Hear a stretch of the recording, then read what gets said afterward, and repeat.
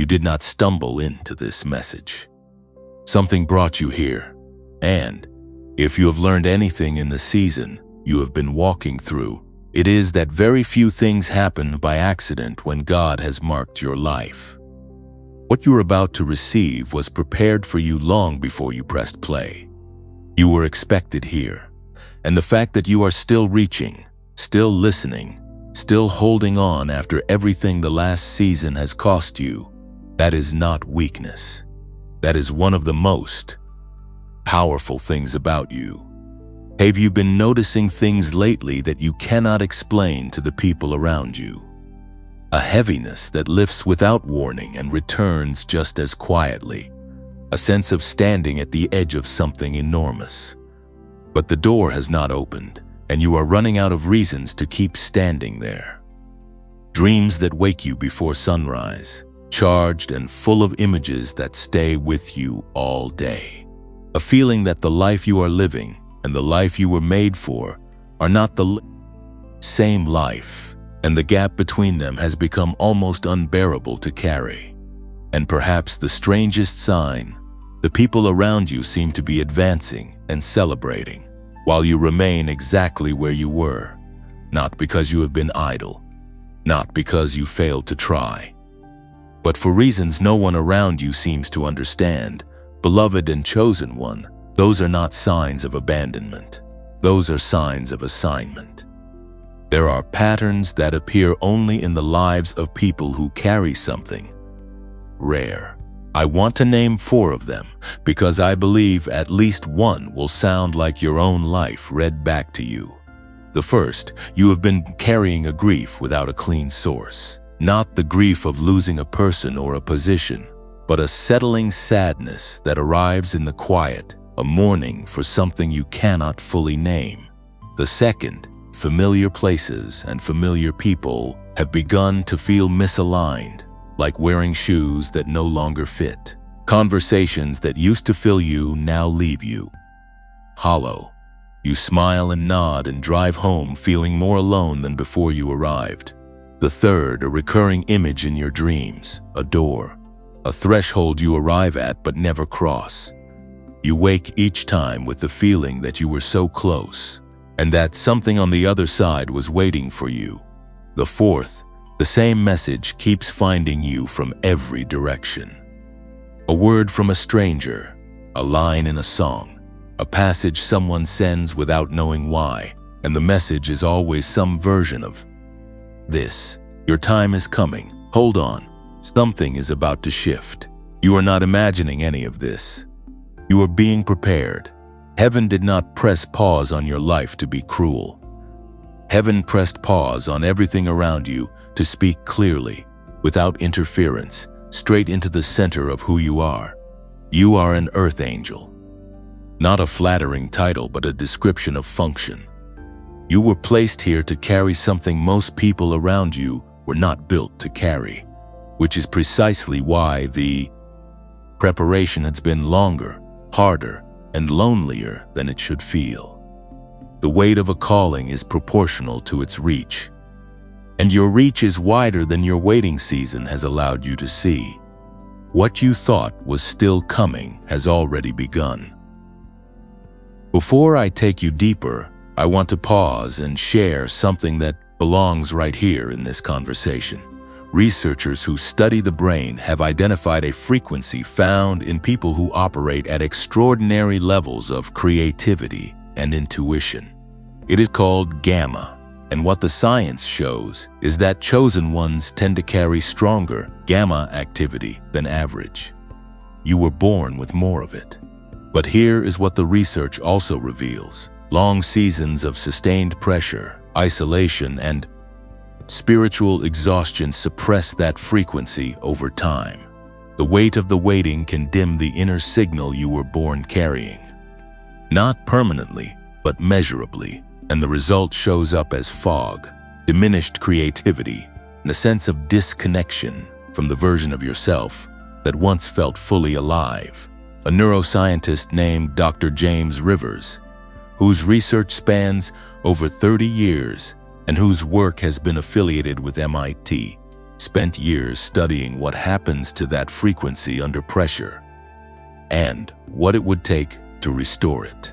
What he discovered became something called the Genius Wave, a 7-minute audio protocol built on the science of brainwave entrainment, designed to bring your gamma frequency back to the surface where it belongs.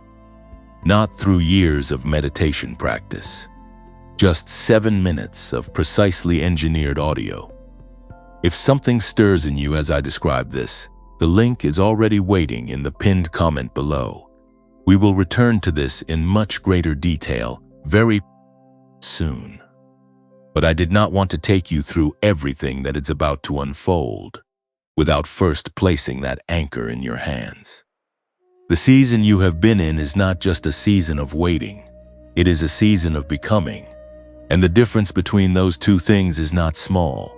Waiting is passive, a held breath, a standstill. Becoming is active, even when nothing visible is happening.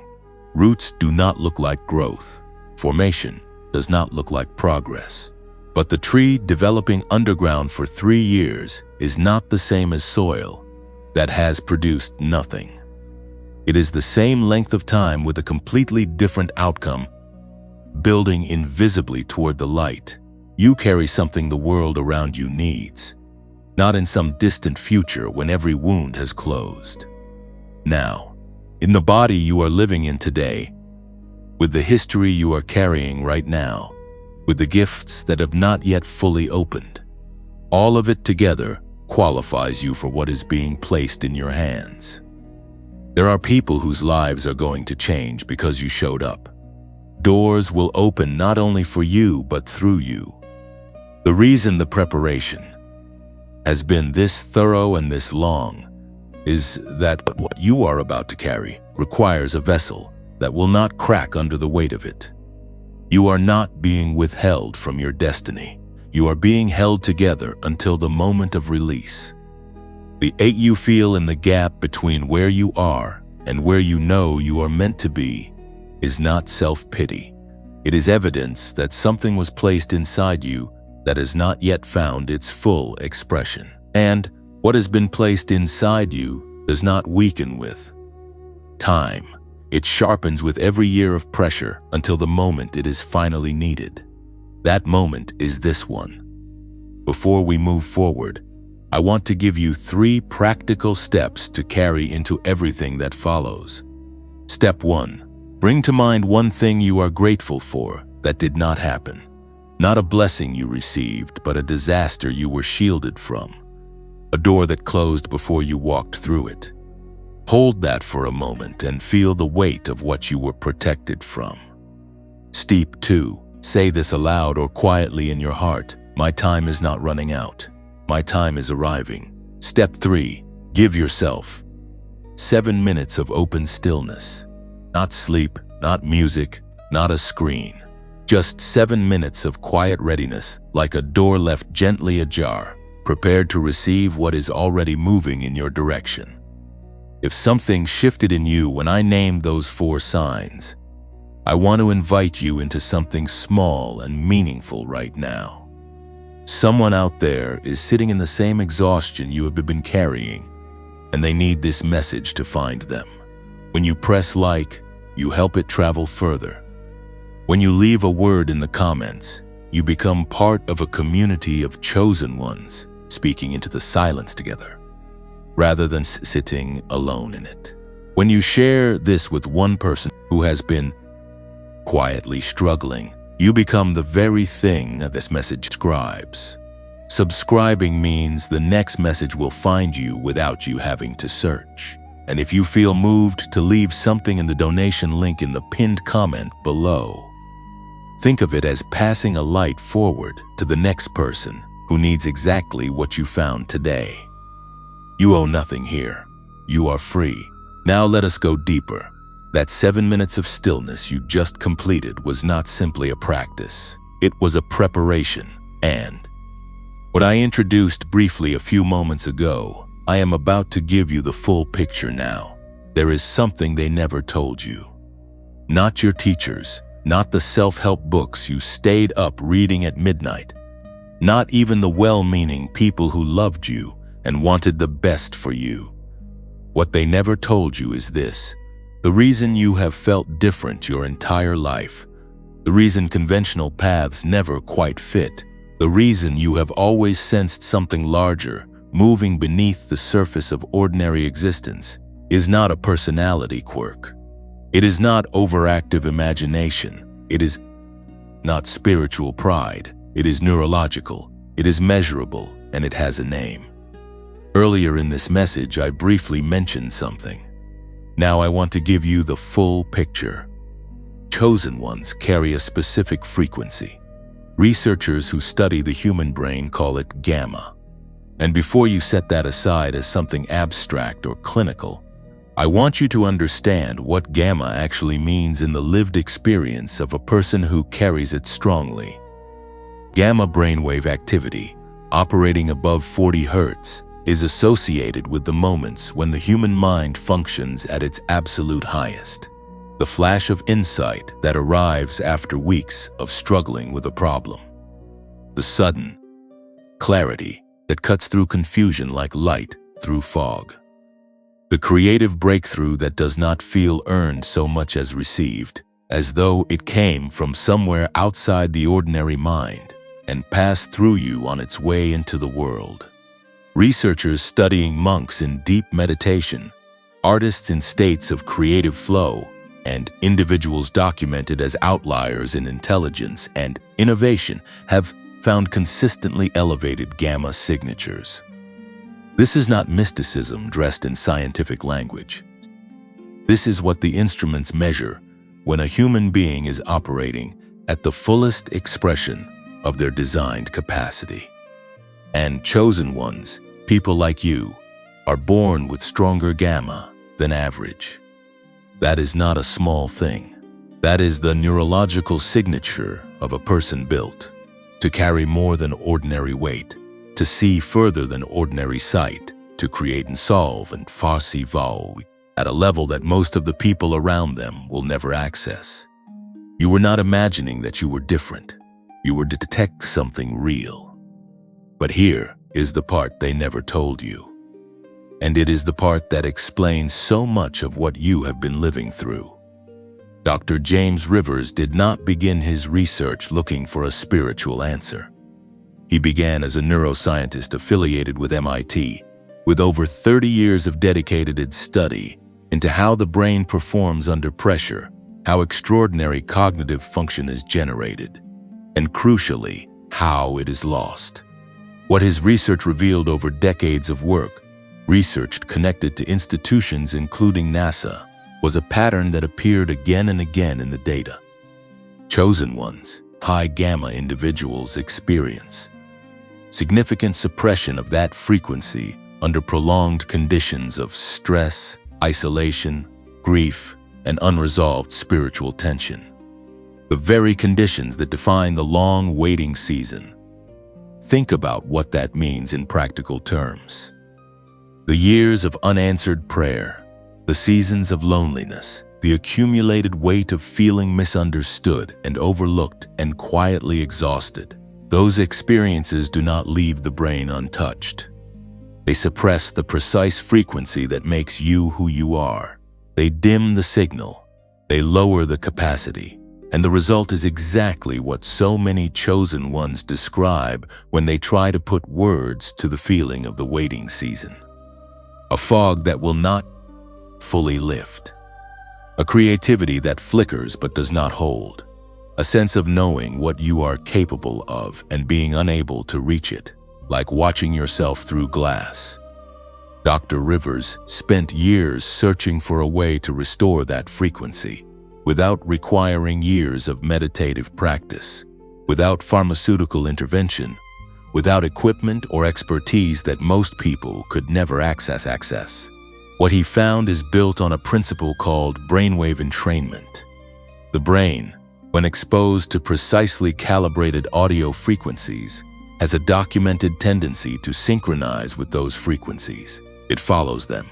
It matches them. This is not a theory. It has been studied and replicated across decades of peer-reviewed research.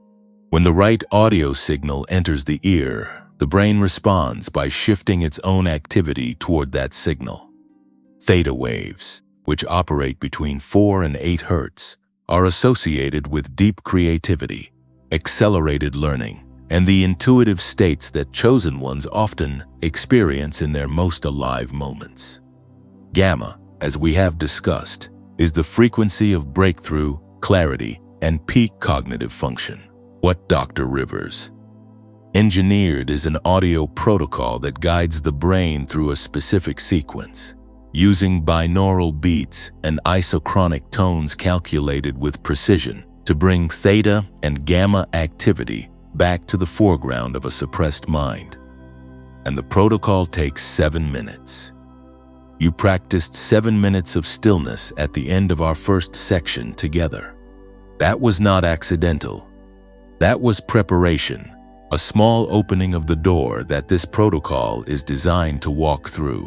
7 minutes is not an arbitrary number.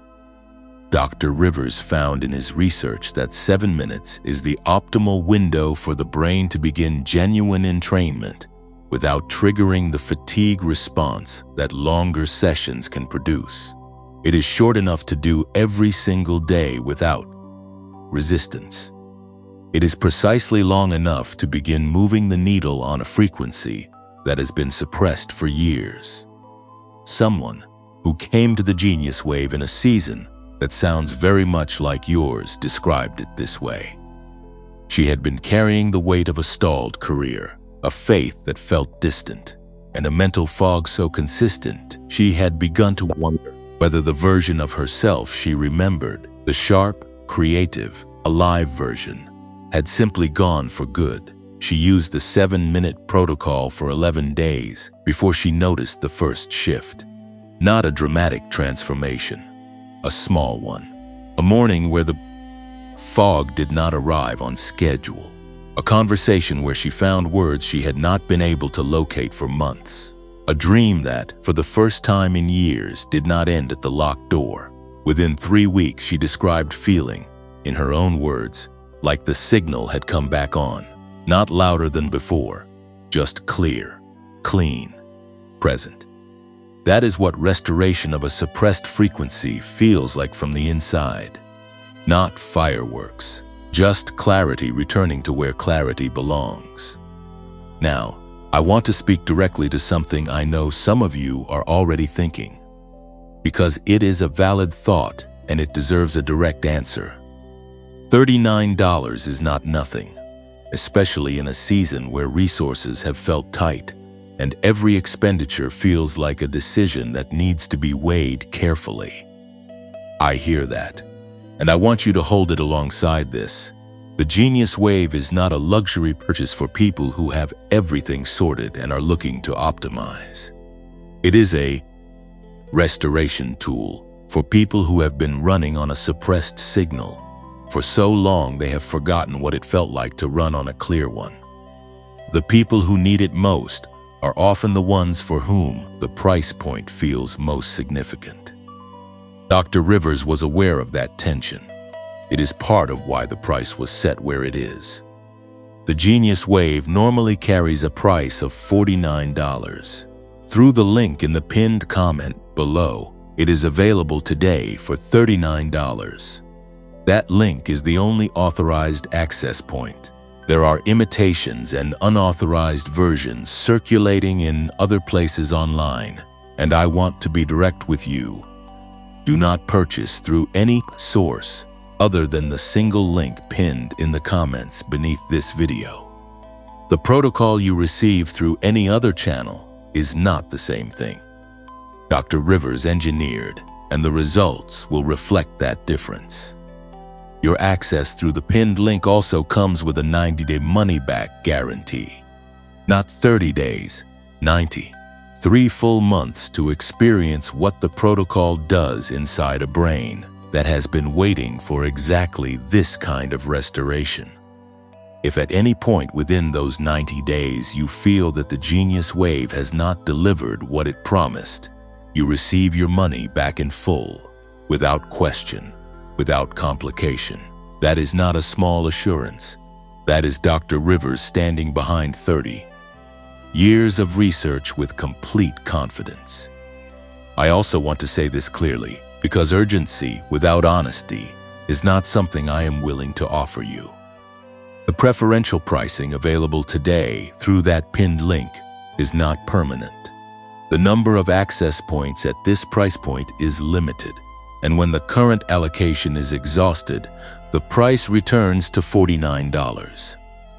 I am not telling you that to create pressure. I am telling you because you deserve to have accurate information about what is in front of you, and to make your own clear decision with full knowledge of what that decision involves. The link is pinned. It is not going anywhere before you are ready. But if something in you already knows, if the description of suppressed gamma and the fog of the long waiting season landed somewhere true inside you, then the knowing you are feeling right now is itself a signal worth listening to. That is what we have spent this entire section doing. Learning to listen again to the signals that the noise of the waiting season has been drowning out. The genius wave is one way of amplifying what has never stopped trying to speak through you. And the next part of what we are building together in this message is going to take you even deeper into understanding exactly what has been happening inside your waiting season, and why the signs you have been seeing are not coincidences. What you are carrying is too important to remain hidden any longer, and we are just getting started. You already know what I am about to say, not because someone told you, not because you read it somewhere, but because your body has been saying it for months, maybe years, in the only language available to it when the mind refuses to listen. A tightness in the chest that arrives without warning, a restlessness at 2 in the morning that no amount of reasoning can settle, a knowing that sits just below the surface of your daily life, like a current running underneath still water, quiet but constant, impossible to ignore once you have felt it enough times to recognize it for what it is. What I want to do right now is name what you have been feeling, not reframe it, not rush past it toward the good news on the other side. Just name it. Because chosen ones spend so much of the waiting season carrying experiences that no one around them has adequate language for. And the absence of language makes the carrying so much heavier than it needs to be. So let me give you the language. There are 4 signs that belong specifically to people in the season you are in. And I want to walk through each one slowly, because each one is doing something more than describing a feeling.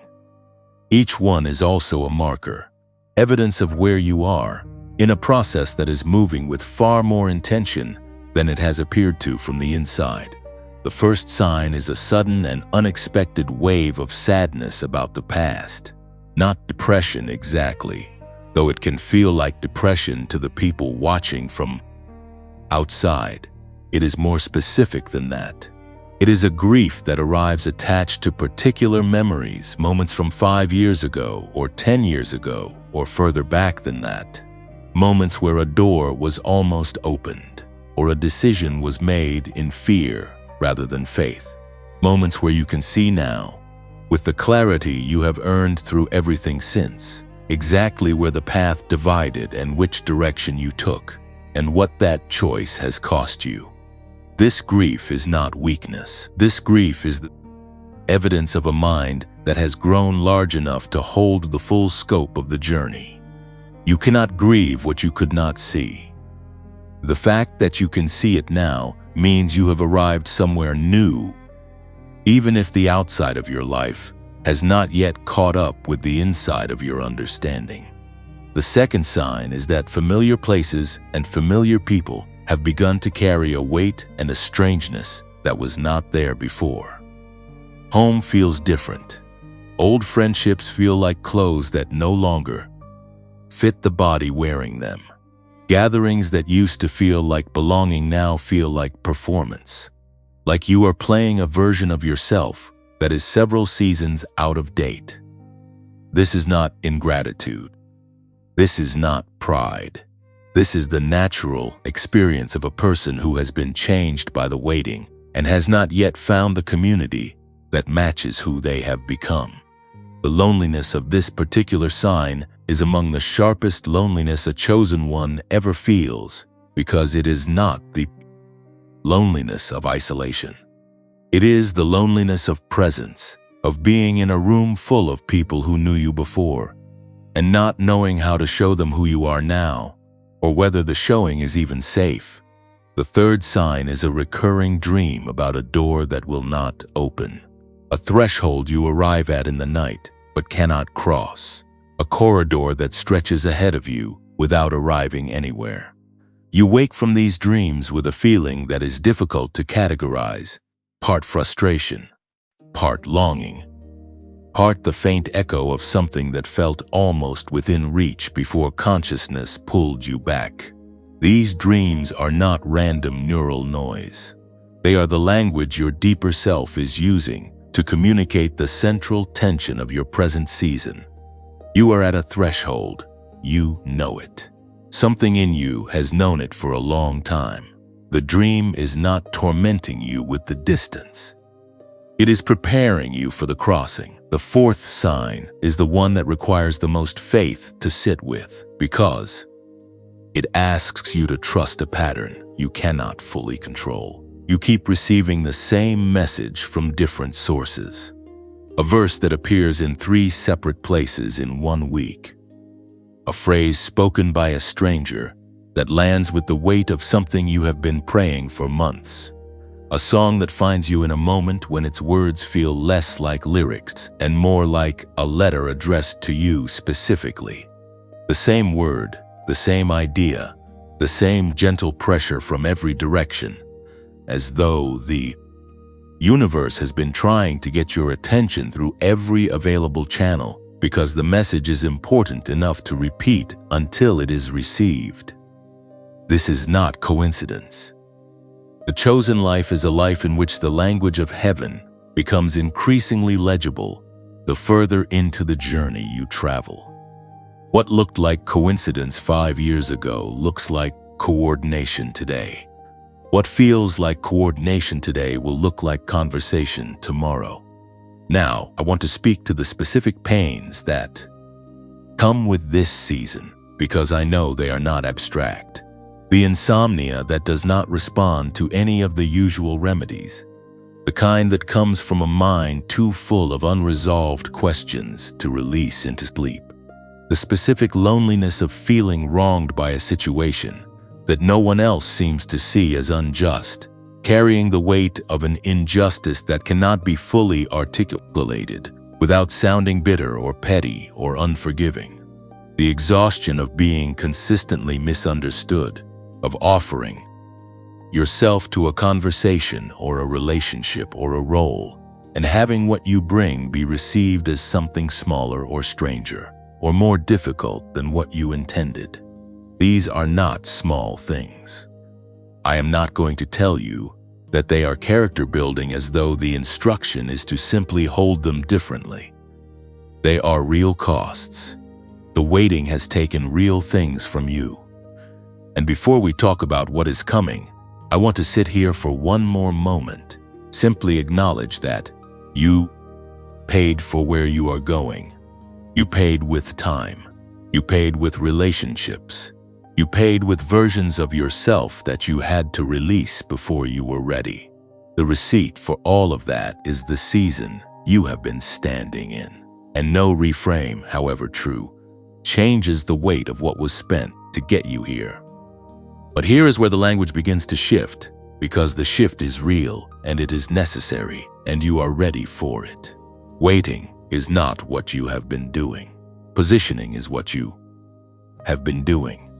And those two things feel identical from the inside, but produce completely different outcomes.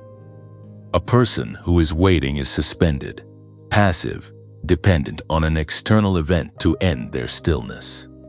A person who is being positioned is being placed, oriented, aligned, prepared for an arrival that has already been scheduled. The difference is not in the experience of the days. The difference is in what the days are producing that cannot yet be seen. There is a word used in certain traditions to describe the experience of someone who appears to have been overlooked. And there is another word for someone who has been placed in exactly the right location at exactly the right time for a purpose that requires them to be precisely where they are. Overlooked and positioned look identical from the outside. They feel nearly identical from the inside. The only difference is the source of the placement. One is an accident of circumstance. The other is the hand of something much larger than circumstance, arranging the board with a precision that will only become visible when the next move is made. You have not been overlooked. You have been positioned, and the positioning is nearly complete. You are not standing at the edge of your season. You are standing at the threshold of your assignment. The door in your dream is not locked. It has simply been waiting for the right moment, which is also the right version of you. The one that the waiting built, the one that could not have existed without every single day of what you have walked through to arrive at this exact point. Something quietly remarkable is happening right now, and I do not want you to miss it. All over the world, chosen ones are arriving at exactly this recognition at exactly this moment. Not by accident, but because this is the season of convergence for people like you. If this message has named something real in your experience, I want to gently invite you to press like so. It continues traveling to the next person who is ready to be named and seen. Leave a word in the comments as a way of marking that you were here, that you showed up for yourself today, even when showing up felt like more than you had the energy for. And if you know someone who has been struggling to find stillness in a particularly noisy season, sharing this with them is one of the quieter acts of love available to you right now. There is also a link in the pinned comment if you feel moved to leave a blessing forward for the next chosen one who finds their way to this place. And if you would like to remain part of this community as it grows, choosing to subscribe is choosing to stay in the room rather than passing through it. Type the word ready in the comments if what I just described sounds like the life you have been living. Not as a performance, not as a formality, but as an act of saying out loud, even in 2 letters, that you recognize yourself in this, and that you are done pretending the season has not been real, because the recognition is where everything begins, and you have already begun. Let me stay close to where we just were, because what I am about to say grows directly out of what you just recognized in yourself. You named the signs, you sat with the weight of the season. You allowed yourself, perhaps for the first time in a long time, to stop performing strength long enough to acknowledge what the waiting has actually cost. And now I need to honor that cost even more specifically, because the chosen ones I have spoken with over the years have told me the same thing again and again. The hardest part of the waiting season is not the waiting itself. It is the accumulation. It is the layering of one deferred hope on top of another until the weight of the stack becomes something you carry in your body, in your sleep, in the way you hold your shoulders when you walk into a room where you used to walk in differently. So before we talk about where you are going, I want to sit here with you a little longer and be honest about what the years have taken. Not to deepen the wound, but because you deserve to have someone look directly at the cost without flinching away from it, without rushing to the silver lining before the full weight of the loss has been given the dignity of being seen. Here is what the waiting took from you. It took relationships that could have been built. There are people you held at a distance during this season, not because you did not want connection, but because the version of yourself you were living inside did not feel like enough to offer someone else. There are friendships that never deepened past a certain point because you were managing so much invisible weight that genuine closeness felt like a risk you could not afford. There are people who reached toward you during the waiting years and found you partially present, partially somewhere else, and who eventually stopped reaching. Not because they stopped caring, but because they did not know how to reach someone who was that far inside their own becoming. You are not to blame for any of that, but the loss is real, and the ache of it is real, and I am not going to pretend otherwise. It took a career that could have gone further. There are opportunities you did not pursue because the fog of the season made it impossible to see clearly enough to move with confidence. There are rooms you did not enter because the suppression of your frequency, the dimming of the signal we talked about in our last section, left you doubting whether what you carried was worth bringing into that room at all. There are versions of your professional life, cleaner versions, more advanced versions, versions where the work matched the calling more closely than the work you have been doing, that remain unlived because the waiting season arrived at exactly the moment when the trajectory should have been climbing. You can see that now. You can trace the place where the path flattened, and the grief of that specific loss, the career that could have been further along, is one of the least talked about griefs in the chosen life, because it does not feel spiritual enough to mention, because it sounds like ambition rather than pain. But it is pain, and it is legitimate. It took the freedom to speak your dreams out loud. There came a point in the waiting season, you know exactly when it was, when you stopped sharing what you believed was coming, not because you stopped believing it, but because you had shared it enough times and seen the look on enough faces that particular combination of polite encouragement and private skepticism, to know that the dream was safer inside you than it was in the open air of other people's opinions. And so you began to carry it alone, and carrying it alone made it heavier, and making it heavier made the waiting longer, and making the waiting longer made the silence around the dream more complete. Until there were entire seasons where you were not sure anymore whether what you were protecting was a vision or an illusion. That uncertainty, that enforced silence around the deepest thing you carry, is one of the most isolating experiences a chosen one walks through. And it deserves to be named for exactly what it is. It took your faith in yourself, not your faith in God, though that has been tested in ways you are still processing. Your faith in yourself, your trust in your own perception, your own discernment, your own reading of what is happening and what is coming. The waiting season has a way of eroding that particular kind of faith slowly, almost imperceptibly, until one day you realize that you have been second-guessing every internal signal for so long that you can no longer tell the difference between genuine guidance and wishful thinking. And that erosion, the loss of confidence in your own inner knowing, is perhaps the most damaging thing the long season takes, because the very capacity you most need for the next chapter is the capacity to trust what you hear from the inside. And the waiting spent years teaching you to distrust it.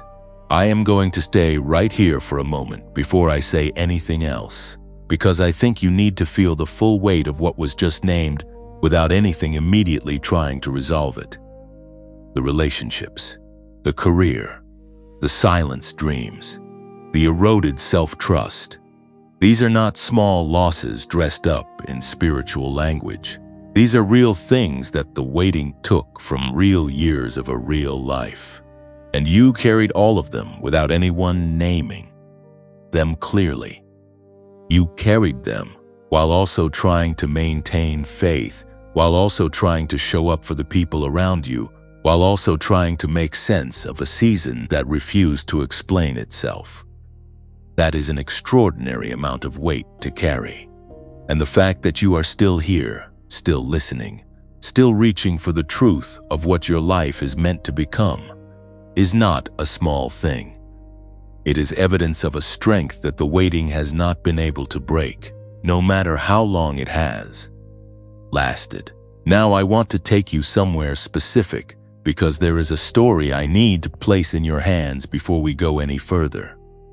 It is the story of a man who had done everything right, a man who had walked in obedience and courage and conviction, who had stood in the most exposed and dangerous place his calling required him to stand, and who had seen the power of God move in undeniable ways. A man who, by any reasonable measure, had earned the right to rest in the certainty of his purpose. His name was Elijah, and in the 19th chapter of the first book of Kings, we find him not in triumph but under a juniper tree in the wilderness, alone, having fled from the very assignment he had just completed, asking God to let him die.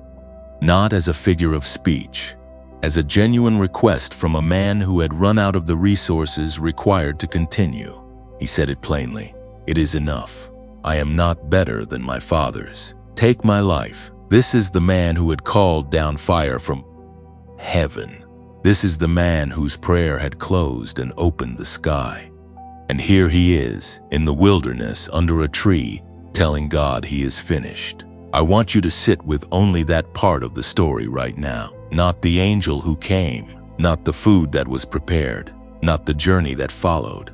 Just this, the man who had done everything God asked of him arrived at a moment of complete collapse, in a wilderness he had not chosen, carrying an exhaustion so complete that continuance felt impossible. He did not arrive there because he had failed. He arrived there because he had given everything the assignment required of him, and had nothing left in reserve for what came next. And what came next was not a rebuke. What came next was not a sermon about faith or a reminder of everything God had already done.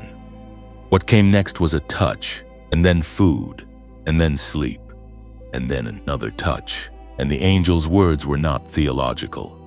They were practical, and they were tender. The journey is too great for you. You need to eat. You need to rest. What is ahead requires more than what you currently have. And so before anything else, you are going to be fed. That is where you are right now, not at the end of the story, at the place where the angel arrives, at the place where heaven looks at what you have spent and what you have carried and what the waiting has taken, and does not ask you to produce more from less. At the place where the response to your exhaustion is not disappointment, but provision. You are not being asked to find more strength. You are being prepared to receive it. There is a word I want to give you, not a feeling, not a reframe, not an encouragement, dressed in gentle language. An actual word from an ancient tongue that carries inside it a precision of meaning that the English language has never quite been able to replicate. And when I give it to you, I think something in you is going to recognize it, the way you recognize a face you have not seen in years, but never fully forgot. The word is kairos. In the ancient Greek world, there were two entirely different words for time, and the distinction between them was not academic. It was the difference between a life lived in anxiety and a life lived in trust.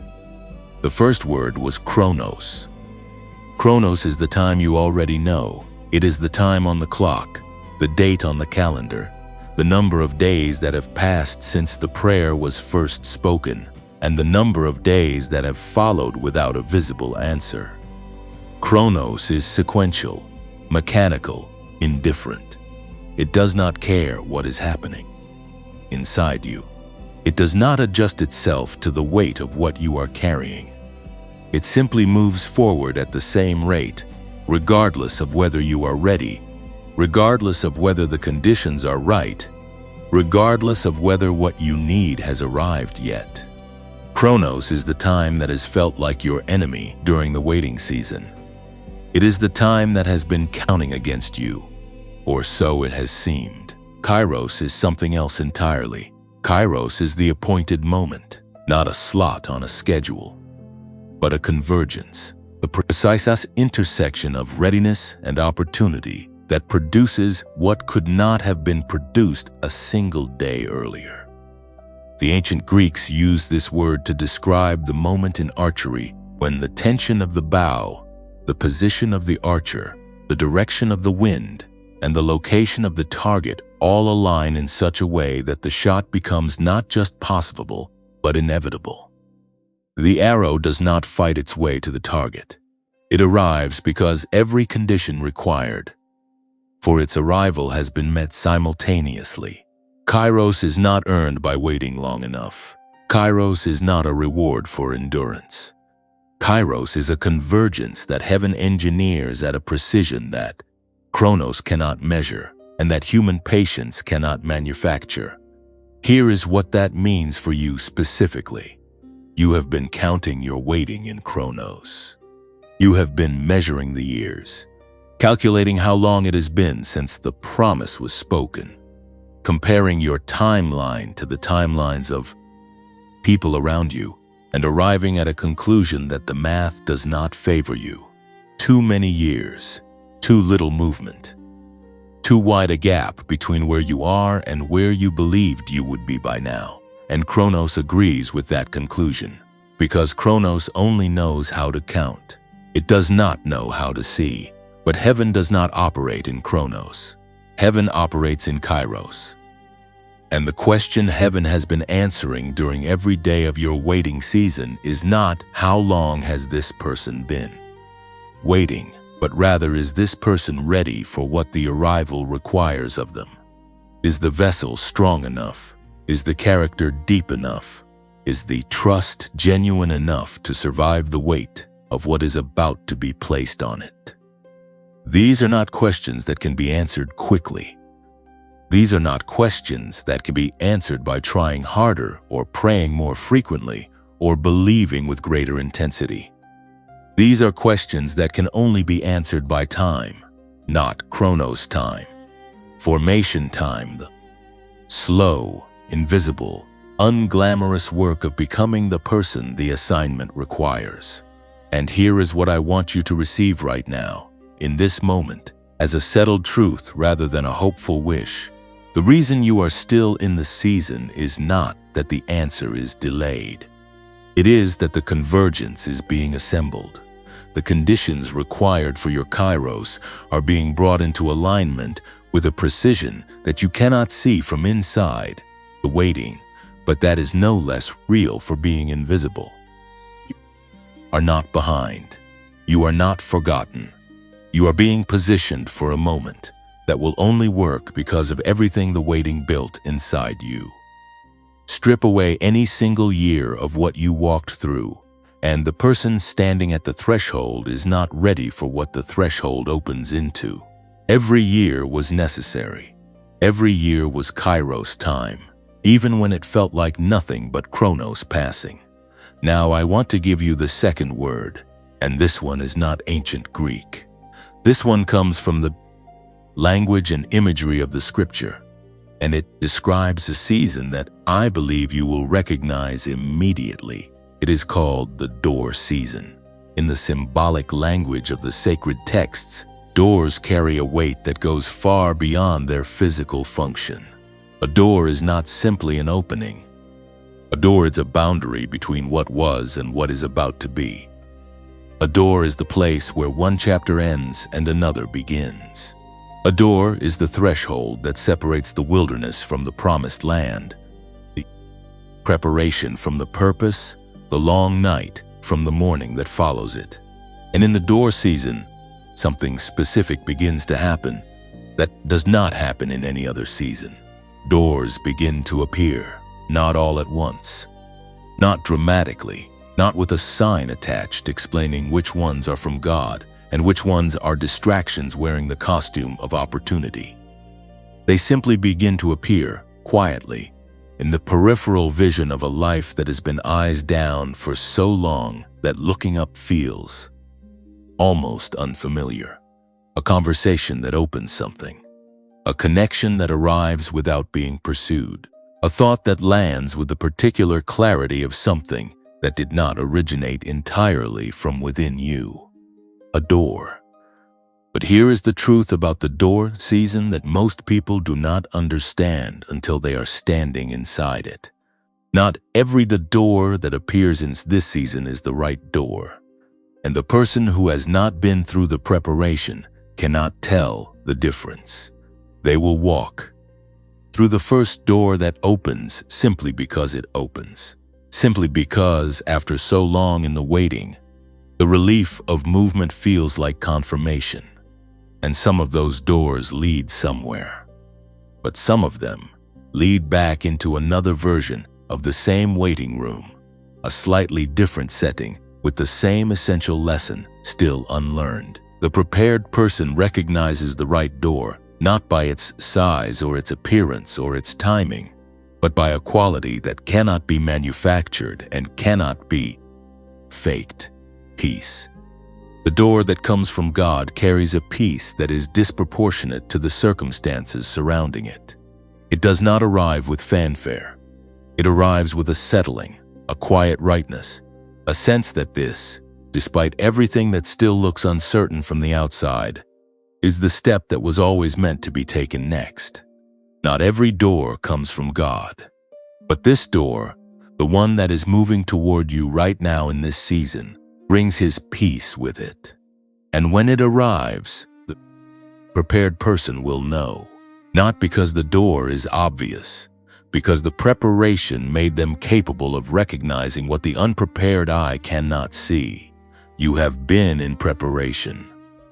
Everything we have named in this message, the grief, the positioning, the cost, the formation, the long work of becoming who the assignment requires, has been building exactly this capacity. The capacity to recognize the right door when it appears.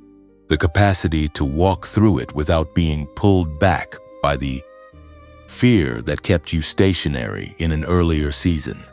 The capacity to carry what waits on the other side. The door season does not announce itself loudly.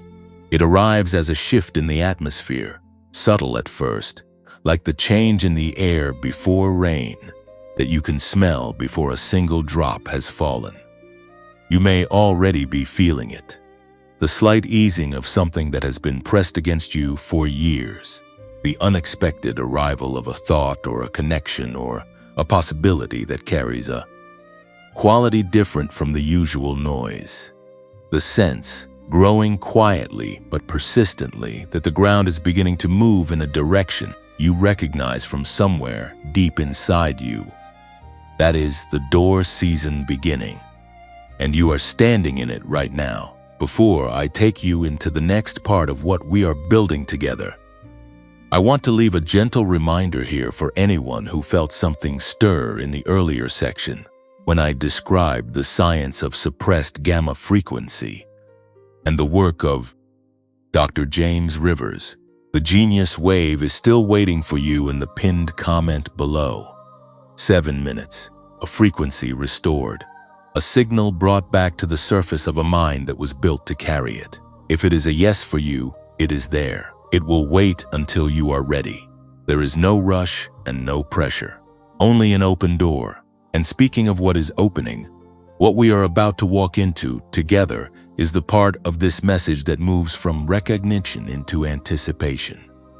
Because something is coming. 3 specific things. And I want to name them for you one by one, slowly, so that when they arrive, you will have already prepared a place inside yourself to receive them. Something shifted while you were reading that last section. I do not know exactly when it happened, whether it was the word kairos landing somewhere it needed to land, or the image of the door season settling into a place inside you that has been waiting for exactly that description. But something moved. I can tell you with confidence that it moved because chosen ones do not arrive at this point in a message like this one. and remain unchanged. The recognition alone does something. The naming alone does something. And what I want to do now is take that movement and give it direction. Because what is coming toward you is not vague, and it is not general. It is specific, it is concrete, and it is already in motion. There are 3 things moving toward you right now. Not someday.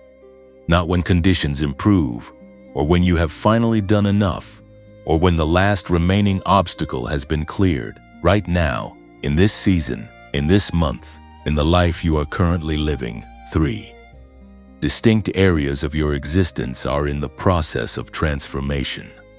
And I want to name them one by one, slowly, so that when they arrive you will recognize them not as coincidence, but as confirmation.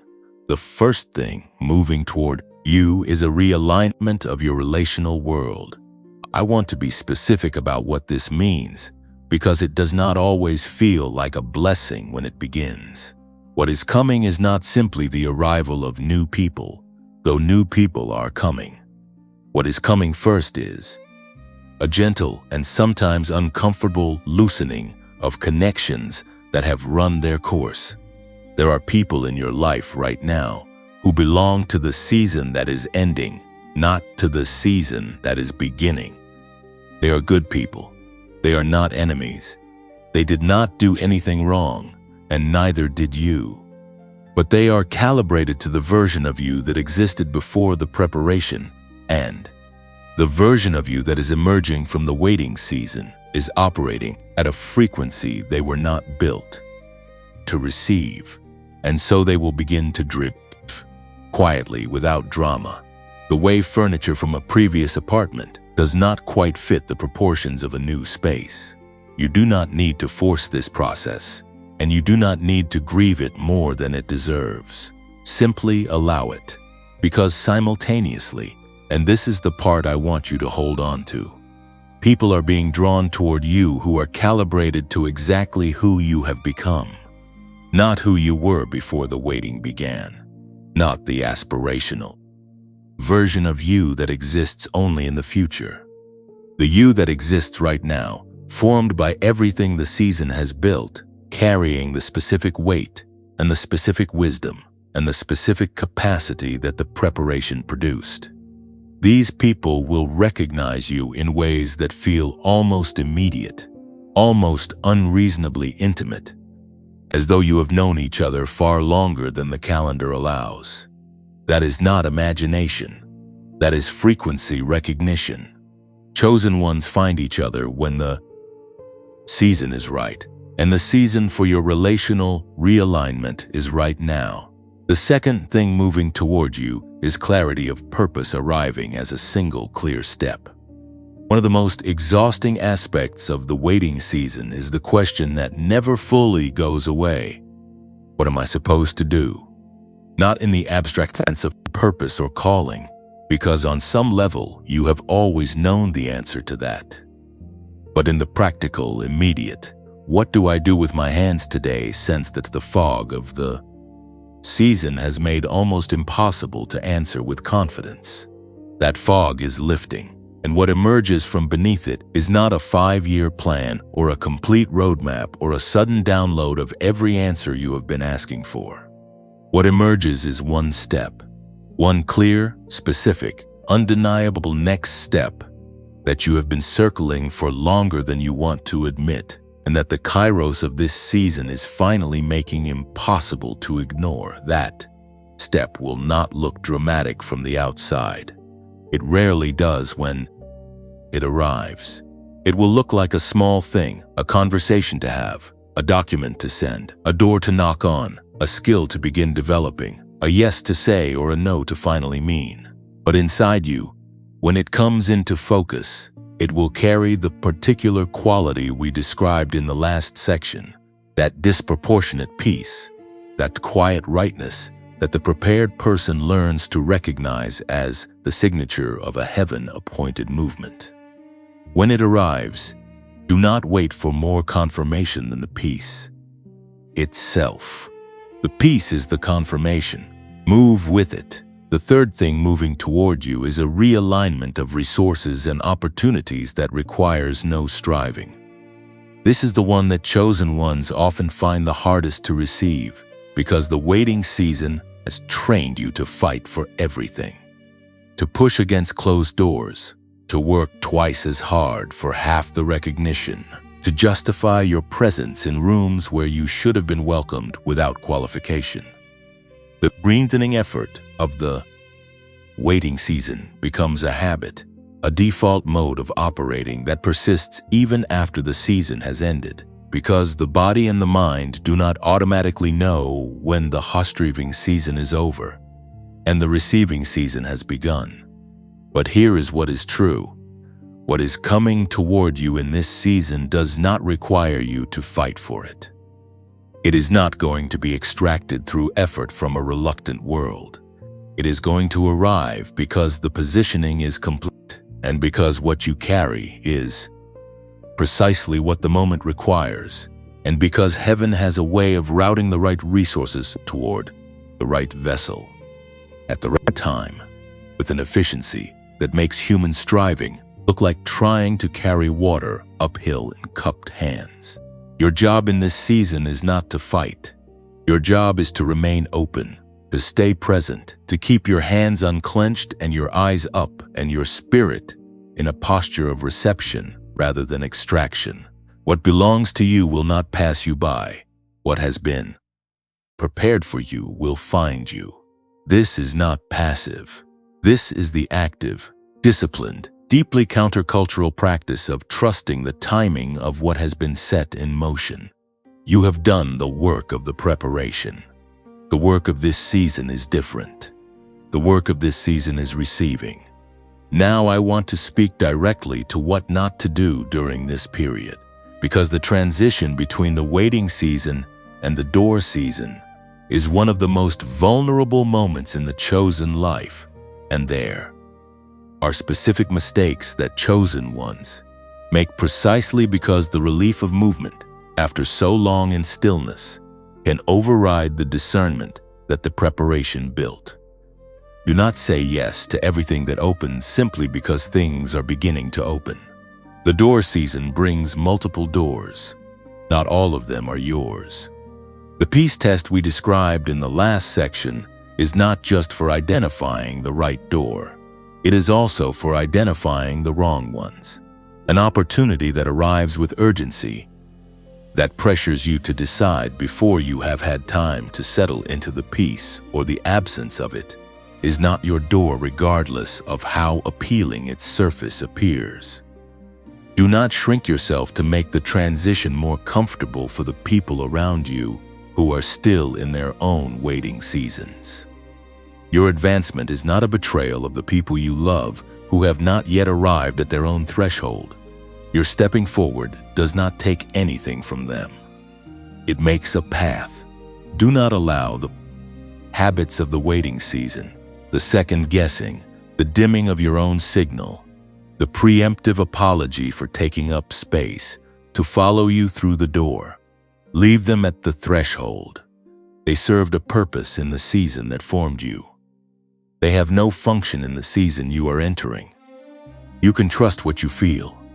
You can trust what you know. You can trust the preparation. You can believe in what is coming with the full weight of everything the waiting built in you, which is more than enough to carry the arrival when it comes. Chosen ones do not simply receive what they have been given and keep it for themselves. That is not how this works, and it is not who you are. What you carry multiplies when it moves, and every person who finds this message is part of a movement that no single waiting season could contain. If something in you has come alive in this section, I want to invite you to press like as an act of choosing to be part of what is being built here, not as a favor to anyone, but as a declaration that you are in. Drop a word in the comments as a signal to other chosen ones that they are not watching this alone, that someone else sat in this same place and felt the same ground begin to shift. And if you know someone who is still in the thick of the waiting, still counting in Chronos, and unable to see the Kairos that is assembling around them. Sharing this with them is one of the most purposeful things you can do with what you have received today. Choose to stay at this table by subscribing, not as a platform action, but as a chosen one who knows the value of remaining in a community where the language of the season is spoken clearly.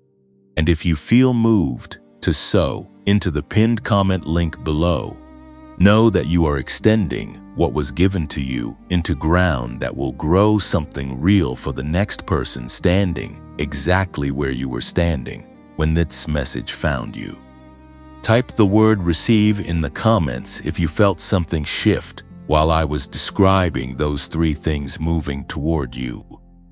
Not because I need to know, because you need to say it. Because chosen ones who speak their recognition out loud are chosen ones who accelerate their own arrival.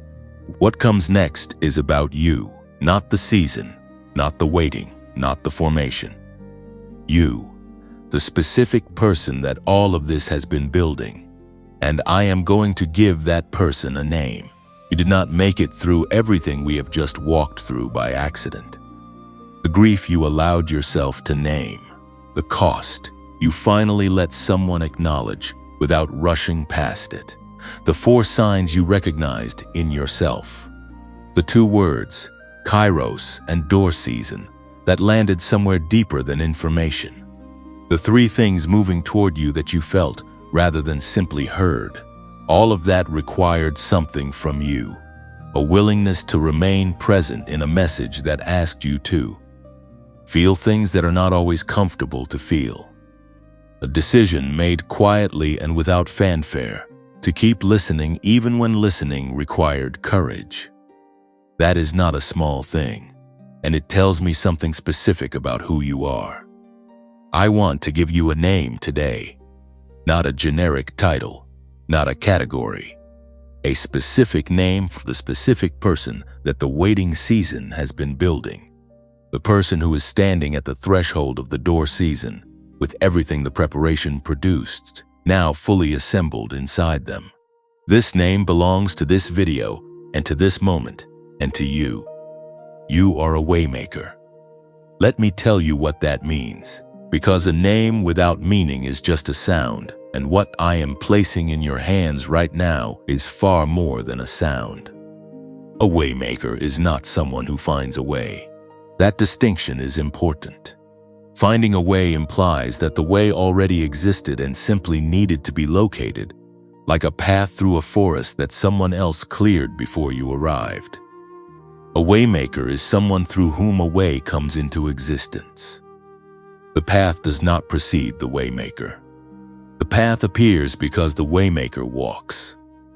Every step forward in territory that has never been navigated before, every decision made in the absence of a map, every act of forward movement taken on the basis of inner knowing, rather than external confirmation, creates something that did not exist before that step was taken. A path, a precedent, a possibility that becomes available to everyone who comes after because you went first. This is why the preparation had to be so thorough. You cannot make a way through territory you have never entered if you are carrying the fragility of someone who has never been tested.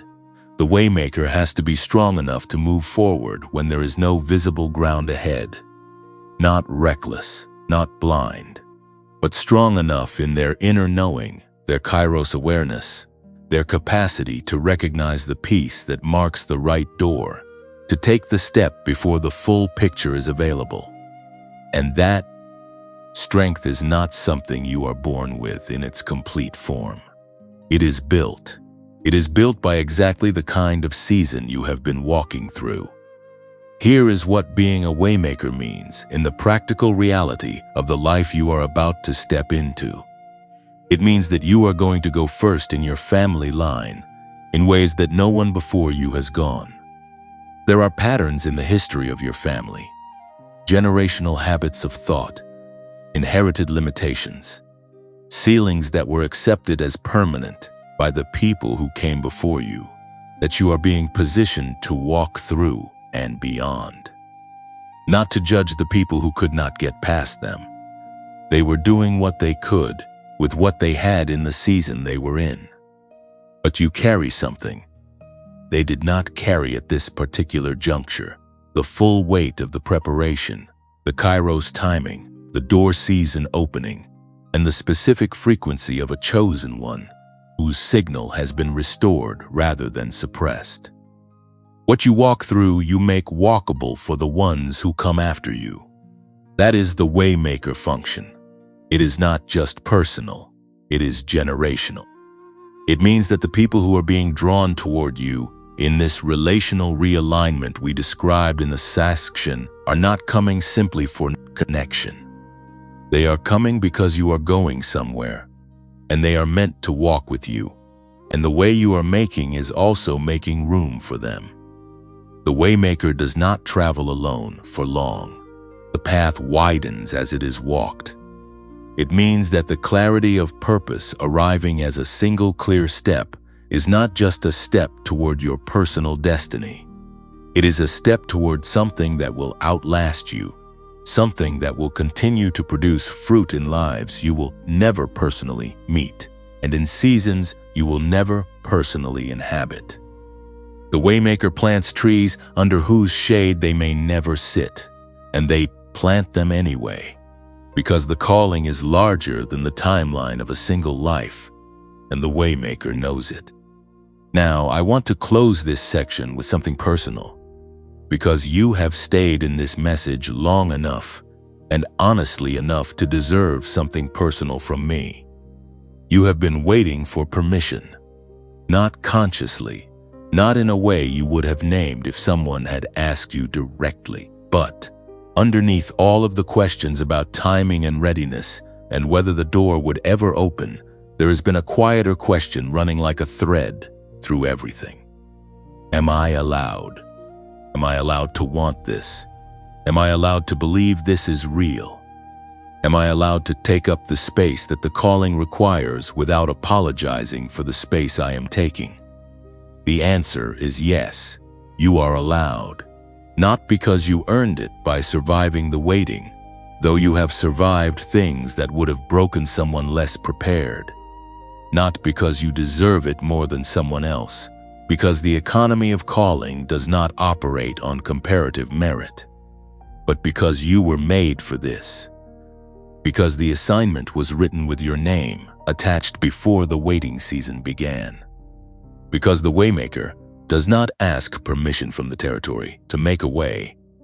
Through it, the waymaker simply moves, and you are ready to move. So let these words go with you now as a blessing, spoken directly into the life you are standing at the edge of and about to enter fully.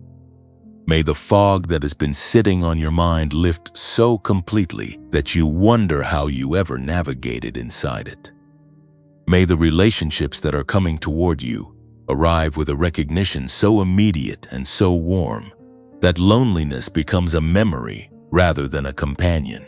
May the single, clear step reveal itself to you with such undeniable peace that hesitation loses its grip on you before you have even finished reading this sentence. May the resources and the opportunities that belong to your season find you without you having to chase them, arriving in ways that confirm beyond any remaining doubt that the positioning was always real. May every door that is yours open at the precise Kairos moment, and may you walk through it with the steady, unhurried confidence of someone who knows exactly who built them for exactly this. You are a waymaker. The path appears because you walk, and it is time to walk. The name I just gave you is not decorative, it is functional. And what I want to do now is take everything we have built together in this message and bring it down to the ground level of your actual daily life, because the chosen life is not lived in the abstract space of spiritual language and ancient concepts. It is lived in the specific, sometimes mundane, sometimes breathtaking reality of ordinary days that carry extraordinary weight. The Waymaker does not only make a way in the grand moments. The Waymaker makes a way in the Tuesday afternoon when nothing seems to be moving, and the temptation to doubt everything is loudest. The Waymaker makes a way in the conversation that feels impossible to have, and the decision that feels too large to make alone in the morning when the fog tries to return, and the only available response is to get up anyway. So let me be practical with you now. Let me name 3 specific areas of your life that are in the process of transformation. And let me tell you not just what is changing, but what you can do right now, today, with the life you are currently living, to cooperate with what is already in motion. The first area is relationships. And I want to go deeper here than I did in the last section because this is where the transformation will be most visible and also most disorienting if you are not prepared for what it looks like in real time. Here is what is happening. The people who belong to the season that is ending are beginning to feel it too, even if they cannot name it. There is a loosening happening in certain connections, a gradual withdrawal of the energy that used to hold those relationships in place, and it is coming from both directions simultaneously. You are feeling it as a growing sense of misalignment, a difficulty finding common ground that used to feel effortless, a fatigue that arrives after time spent in spaces that used to restore you. They are feeling it too, though they may express it differently, as a sense that you have changed, that you are harder to reach, that the version of you they knew seems to be receding in favor of someone they do not quite recognize yet. This is not failure. This is transition. And the practical thing you can do right now is to stop trying to maintain the full energy of connections that are naturally completing their season. Not with coldness, not with withdrawal or deliberate distance. Simply with the peaceful release of someone who understands that some relationships are for a reason, some for a season, and the honoring of a seasonal relationship is to let it complete its season with grace, rather than trying to extend it past its natural end through the sheer force of loyalty. At the same time, I want you to begin paying attention to the new arrivals, not the dramatic ones, the obvious divine appointments that announce themselves with unmistakable clarity. Those will come. But right now, in the early days of the door season, the new connections tend to arrive quietly. A conversation that goes longer than expected. A person who appears in an unlikely context and says something that lands with a weight disproportionate to the brevity of the encounter. A name that comes to mind repeatedly without an obvious reason. Pay attention to those quiet arrivals. Do not dismiss them because they do not look like what you imagined divine appointment would look like. Waymakers find each other in the margins before they find each other in the main event. The practical action here is simple. Lower the threshold for reaching out. If someone comes to mind and you feel the particular quality of prompting that is different from ordinary social impulse, reach out. A message, a question, an acknowledgement that you have been thinking of them. The relational realignment of the door season requires your participation. It is not entirely passive. The new people are moving toward you, but you are also moving toward them, and the meeting happens faster when both parties are willing to take the small steps that close the remaining distance. The second area is purpose. And here, I want to speak to something that I know has been a source of significant pain during the waiting season. The question of what you are supposed to do has not been answered in full, and I am not going to pretend that the transformation of this area means the complete answer arrives all at once. It does not. The Waymaker does not receive the entire map at the beginning of the journey. The Waymaker receives the next step, and right now, in this season, the next step is becoming visible in a way it has not been for a long time. Here is how to recognize it. It is the thing you keep coming back to, even when you have decided to let it go. It is the idea that resurfaces regardless of how many times you have set it aside as impractical or premature or too large for the current resources available to you. It is the skill you find yourself drawn to develop, even without a clear reason. It is the conversation you have been avoiding because having it would require you to commit to something before you feel fully ready. That is the step. That is the one clear movement that the clarity of this season is pointing toward. The practical action here is to name it, not to a room full of people, not in a public declaration that creates pressure before the foundation is fully set, but to yourself, in writing, in a place where you can return to it and read it back, and feel the particular quality of seeing your own calling named in your own hand. Write down the one step. Write down what it would look like to take it. Write down what you have been telling yourself is the reason you cannot take it yet. And then write down whether that reason belongs to the waiting season that is ending or to the door season that is beginning. Because some of the reasons were legitimate in the season that produced them.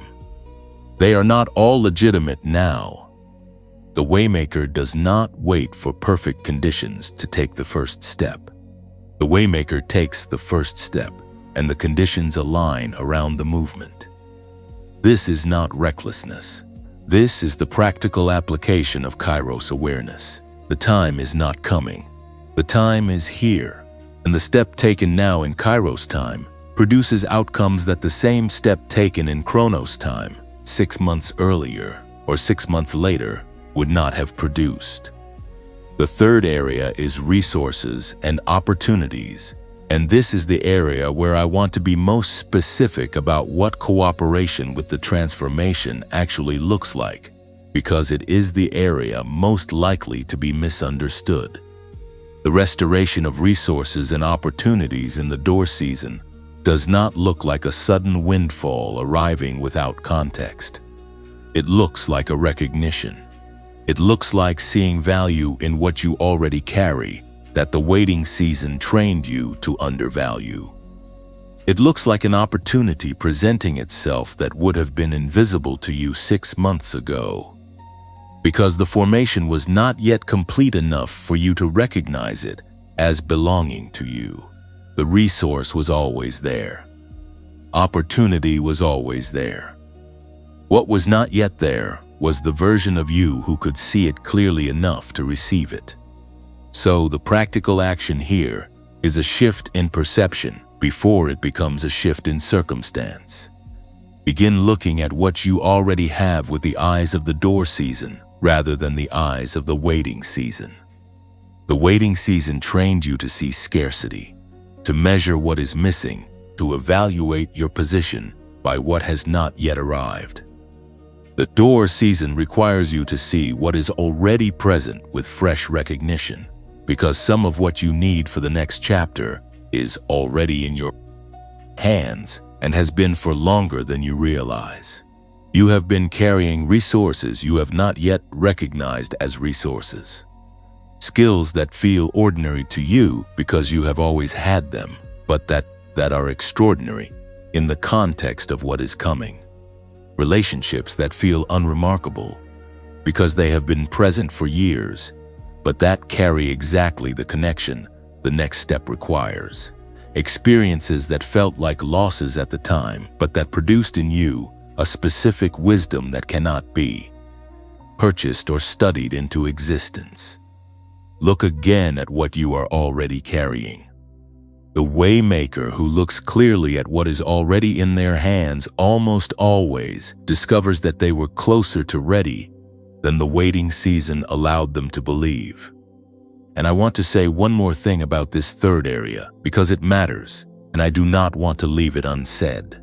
The striving is over. The grinding, exhausting, dignity-costing effort of trying to take by force what was being withheld for reasons you could not see That is the posture of the waiting season, and it does not belong in the door season. What is yours will not require you to fight for it in the way you have been fighting. It will require discernment. It will require courage. It will require the willingness to say yes to the right thing and no to the wrong thing, even when the wrong thing looks more immediately accessible. But it will not require the kind of striving that has been depleting you for years. Rest your hands. Open them. What belongs to you in this season is already in motion towards you, and it will arrive not because you finally fought hard enough, but because the Kairos moment has come and you are exactly where the convergence requires you to be. The Waymaker stands at the threshold. The door is open, and everything on the other side of it has been waiting for you for longer than you know. Everything we have built together in this message has been moving toward this moment. Not the moment of conclusion, because what begins here does not conclude. It continues. It expands. It moves into the days and weeks and months ahead of you with a momentum that this conversation has helped set in motion. But this moment, right here, where the full arc of everything we have walked through together comes into a kind of completion that allows you to carry it forward rather than simply having heard it. I want to start by saying something I mean with complete sincerity, without any of the language that gets used as filler at the end of messages like this one. I am genuinely grateful that you stayed, not because staying reflects well on anyone or anything other than you, but because staying through a message this long, this demanding, this willing to sit with real pain before reaching for real hope, required something from you that not everyone is willing to give. It required honesty. The willingness to let what was named actually land, rather than processing it from a safe distance. The willingness to feel the weight of the cost before receiving the promise of what is coming. The willingness to sit with Elijah under the juniper tree and not rush him to his feet before the angel arrived. That willingness is not common. It is one of the things that marks you as someone for whom this message was specifically prepared. And I want you to know that you are not alone in having arrived here. All across the world right now, in time zones and languages and life circumstances that could not be more different from each other on the surface, other chosen ones are walking into this exact same message. Some of them are sitting in cars in parking lots because they needed a few more minutes before going inside. Some of them are lying on the floor of a bedroom with the door closed because this is the only space in their day that belongs entirely to them. Some of them are at kitchen tables after everyone else has gone to sleep, or on public transport with earphones in, or in hospital waiting rooms, or on lunch breaks that went a few minutes longer than they were supposed to. They are everywhere. They are in every condition that a human life can be in. And every single one of them arrived here the same way you did. Not by accident, by assignment. You are not sitting in an empty room.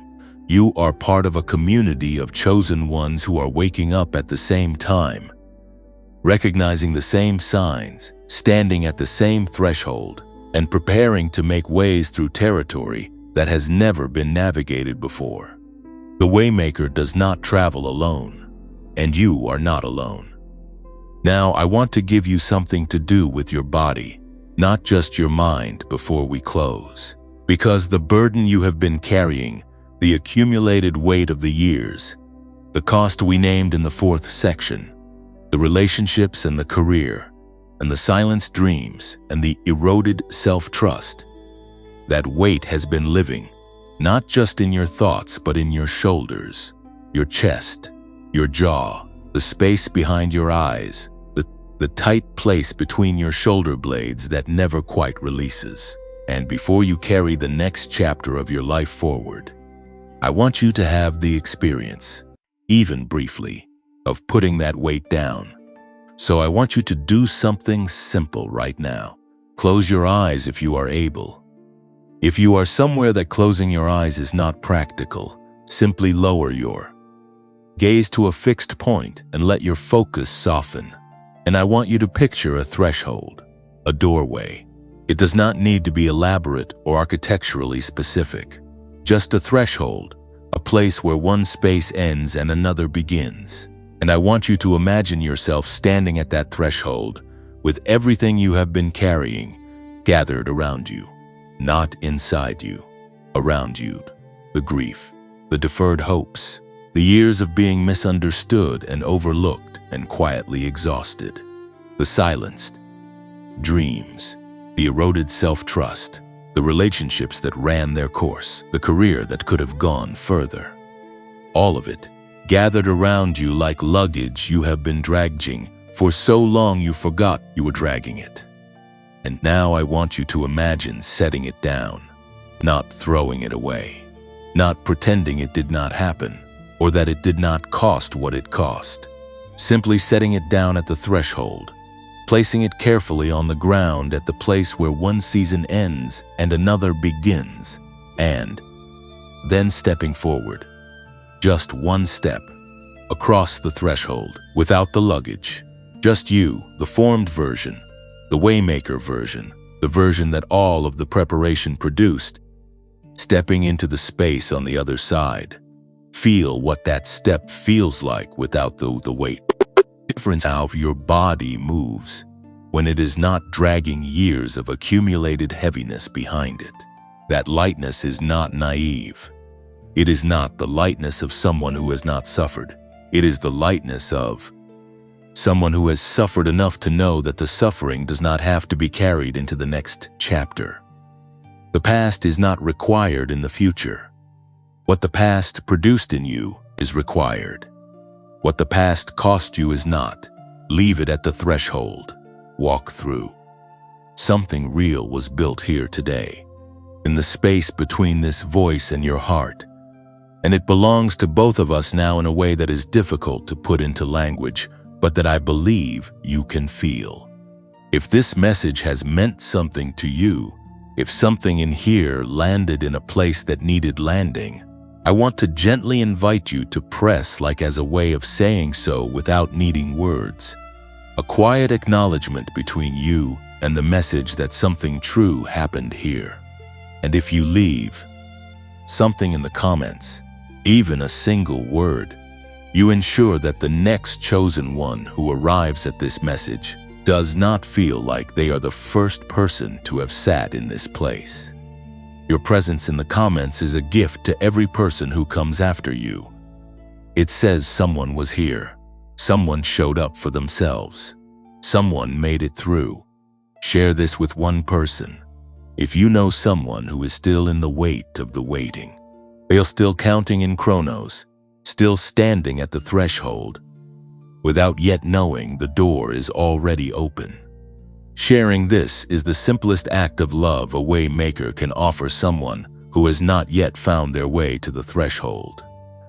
And if you would like to remain in this community of chosen ones who are waking up together, choosing to subscribe is choosing to stay in the room, to be present for what continues to be built here rather than passing through only once. And if you feel moved to pass something forward through the donation link in the pinned comment below, know that what you leave there becomes provision for the next person who needs exactly what you found today. No pressure, no expectation, only the open hand of someone who has received and chooses freely to extend. Before I release you into the next chapter of your life, I want to mention one more thing. And I want to do it without pressure and without the language of urgency, because neither of those things belongs in this moment. If the genius wave met you somewhere in the middle of this message, if the description of suppressed gamma frequency and the fog of the long waiting season and the 7-minute protocol that Dr. James Rivers spent over 30 years developing landed somewhere true inside you, if something stirred when I described what it feels like when the signal comes back on, then you already know whether it is a yes for you. You do not need more information to know. The knowing arrived at the same time the description did. And if it is a yes, the genius wave is waiting for you in the pinned comment below. $39. 90-day money-back guarantee, 7 minutes a day. The link is the only authorized access point, and it will be there when you are ready to receive what it offers. If now is that moment, it is waiting. If you need more time, it will still be waiting. There is no pressure here, only an open door, which is exactly what this entire message has been about. You came into this message carrying something heavy. You are leaving it carrying something different. Not lighter in the superficial sense of having been distracted from the weight, but lighter in the genuine sense of having been seen inside it, named within it, and given language for what the waiting has been doing and what it has been building and where it has been leading you all along. The waymaker stands at the threshold. The burden has been set down. The door is open. The Kairos moment has arrived, and the path appears because you walk, chosen one. The way is made by walking, and you were built for exactly this. You made it here. Not everyone does. Not because the message was too long or too demanding, but because arriving at the end of something like this requires a particular kind of courage, the courage to stay present through naming and through pain, and through the slow, careful work of being seen in a way that most people spend their entire lives avoiding. You stayed, and that means something that goes beyond what any words at the close of a message can fully capture. So let me not try to summarize what we built here. You carry it now. It is inside you in a way that does not require rehearsing. The 4 signs, the cost, the Kairos, the door season, Elijah under the tree, the 3 things moving toward you, the name that belongs to this season of your life. You do not need to hold all of it consciously. It has already settled into the place it needed to reach. Trust that. What I want to do instead, in these last few minutes together, is simply speak over you. Not with information, not with instruction, just with the kind of words that are meant to travel with a person rather than stay behind when they close the page. You are not who the waiting season said you were. The waiting had a voice, and that voice was not always kind. And some of what it said found its way into the places where you kept your most private beliefs about yourself, about whether you were enough, about whether the calling was real or constructed, about whether the door would ever open, or whether you had been standing at a wall all along, mistaking solid stone for a threshold. That voice lied. Not about everything, because some of what the season taught you was true and necessary and worth keeping, but about your worth, about your readiness, about whether what you carry matters. On those things, the voice of the waiting season was wrong, and I need you to know that with the same certainty that you know your own name. You are enough. You were enough before the preparation began, and you are more than enough now that it has completed its work in you. The calling is real. It has always been real. It did not diminish during the years when you could not see it clearly. It waited with the same patience that you were required to practice, steady and certain, and entirely unafraid of the timeline, because what is written in Kairos time is not threatened by Chronos.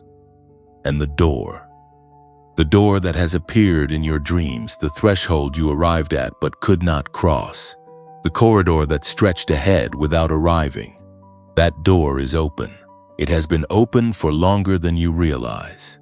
What changed is not the door. What changed is you. The you that is walking toward it now is the you that the opening was designed to receive. And nothing, not the years, not the cost, not the accumulated weight of everything the waiting took, nothing has the authority to close it before you walk through.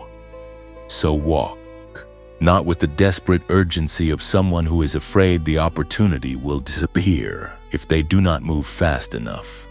Walk with the settled, unhurried confidence of a waymaker who knows that what belongs to them will not be given to someone else and will not expire before they arrive.